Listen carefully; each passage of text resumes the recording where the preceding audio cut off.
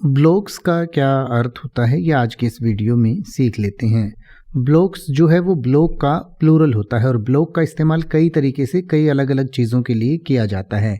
सबसे पहले तो कोई लट्ठा या कुंदा होता है, यानी कि कोई लकड़ी का टुकड़ा होता है तो उसको ब्लॉक कहते हैं। इसके अलावा रुकावट या रोक या अवरोधी को या अवरोध को भी हम ब्लॉक कहते हैं, यानी कि जो किसी चीज़ को ब्लॉक करता है उसको ब्लॉक कहते हैं।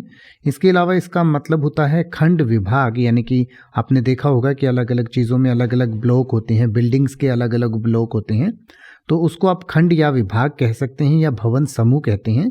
इसके अलावा जो फांसी देने का तख्ता होता है उसे ब्लॉक कहा जाता है। मोटा को ब्लॉक कहते हैं, बड़ा को भी ब्लॉक कहा जा सकता है।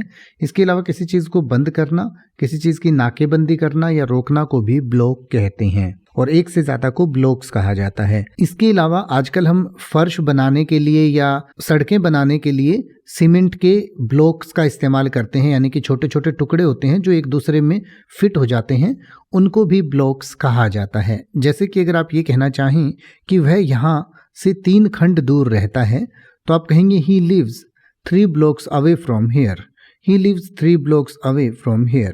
या अगर आप ये कहना चाहें कि यह अविकसित भूमि का ब्लॉक है या खंड है तो आप कहेंगे this is a blocks of undeveloped land.